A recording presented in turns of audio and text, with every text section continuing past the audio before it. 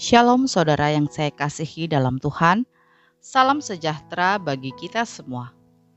Terima kasih untuk semua saudara yang telah setia mengikuti channel Kristen ini.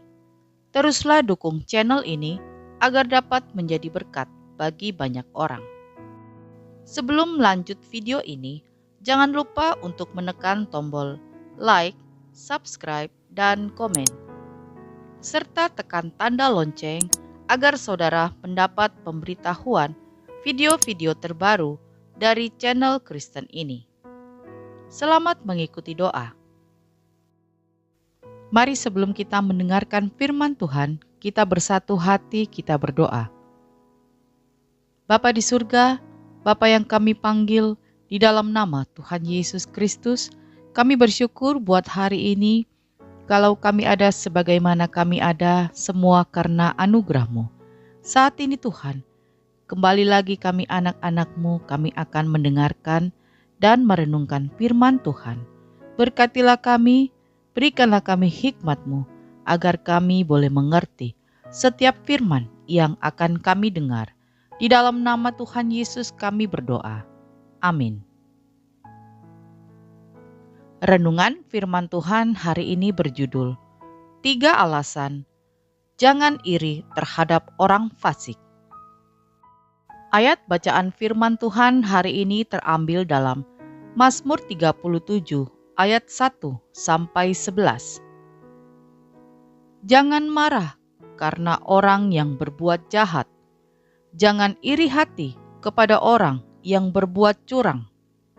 Sebab mereka segera lisut seperti rumput dan layu seperti tumbuh-tumbuhan hijau. Percayalah kepada Tuhan dan lakukanlah yang baik. Diamlah di negeri dan berlakulah setia. Dan bergembiralah karena Tuhan, maka Ia akan memberikan kepadamu apa yang diinginkan hatimu. Serahkanlah hidupmu kepada Tuhan dan percayalah kepadanya, dan Ia akan bertindak. Ia akan memunculkan kebenaranmu seperti terang dan hakmu seperti siang. Berdiam dirilah di hadapan Tuhan dan nantikanlah Dia. Jangan marah karena orang yang berhasil dalam hidupnya, karena orang yang melakukan tipu daya.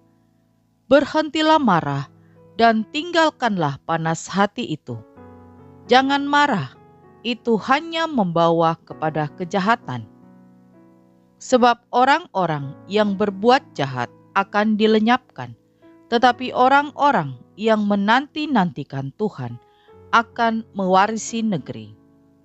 Karena sedikit waktu lagi, maka lenyaplah orang fasik. Jika engkau memperhatikan tempatnya, maka ia sudah tidak ada lagi. Tetapi orang-orang yang rendah hati akan mewarisi negeri dan bergembira karena kesejahteraan yang berlimpah-limpah. Saudaraku yang saya kasihi, kalau kita membaca Mazmur ini, berisi ajakan atau nasihat kepada orang benar agar tidak marah atau iri hati terhadap orang fasik.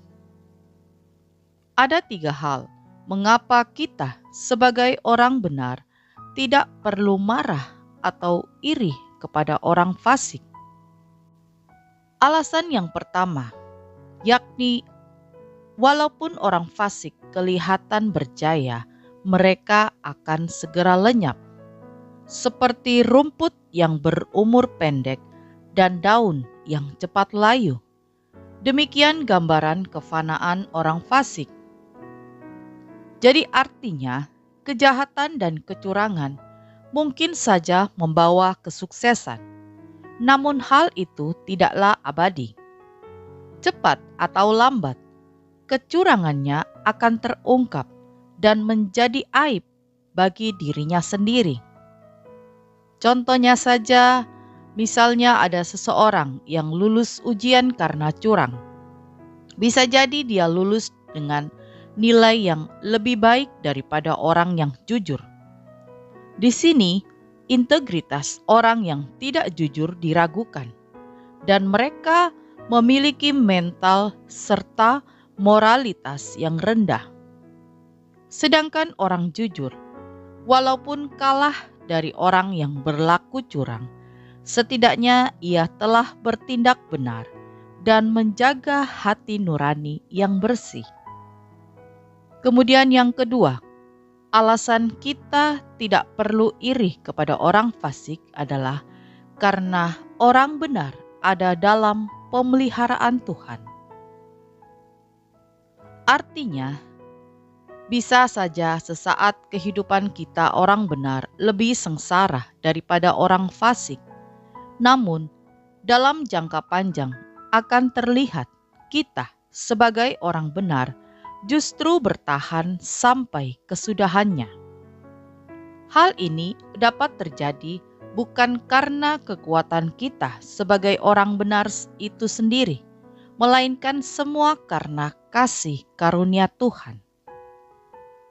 Kemudian alasan yang ketiga, mengapa kita tidak boleh iri kepada orang fasik adalah karena iri hati kepada orang fasik merupakan bentuk ketidakpercayaan kepada Tuhan.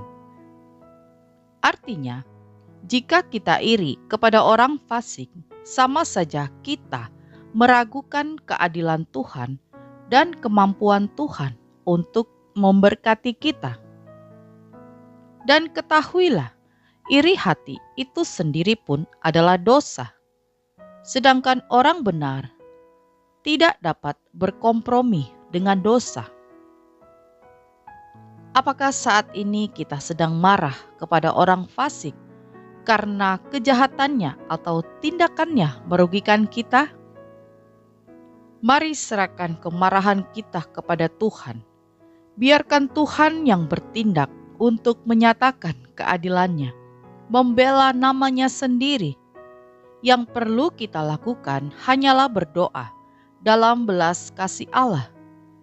Hukuman Allah yang dijatuhkan kepada orang fasik membawanya kepada pertobatan.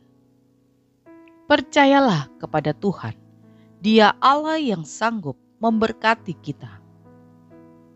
Jadi saudaraku yang saya kasihi, tidak ada alasan bagi kita untuk marah dan iri hati kepada orang fasik. Selama kita berjalan dalam kebenaran Allah dan berbuat jujur, kualitas mental dan moral kita tidak bisa disandingkan dengan orang yang curang. Selama kita hidup jujur, maka tidak perlu marah atas keberhasilan yang diperoleh orang lain dengan cara yang curang.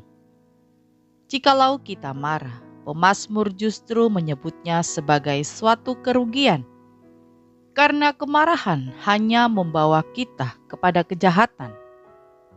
Lalu untuk apa kita marah? Jika kemarahan itu hanya mendorong kita melakukan kejahatan, bukankah lebih baik kita berdiam diri? Sebab di dalam diam, kita tetap bisa menunjukkan kualitas kita sebagai orang benar dan jujur di hadapan Allah. Amin. Mari kita berdoa. Bapa di surga, terima kasih untuk firman Tuhan hari ini. Ajarilah kami untuk setia dalam bertindak benar dan jujur, serta tidak mudah marah dan iri hati kepada orang lain yang berhasil karena kejahatan dan kecurangan mereka. Kami percaya Tuhan, Engkau Allah kami yang sanggup memberkati kehidupan kami. Engkau Allah pembela kami. Terima kasih Tuhan, meteraikanlah firman-Mu dalam hati kami. Di dalam nama Tuhan Yesus kami berdoa. Amin.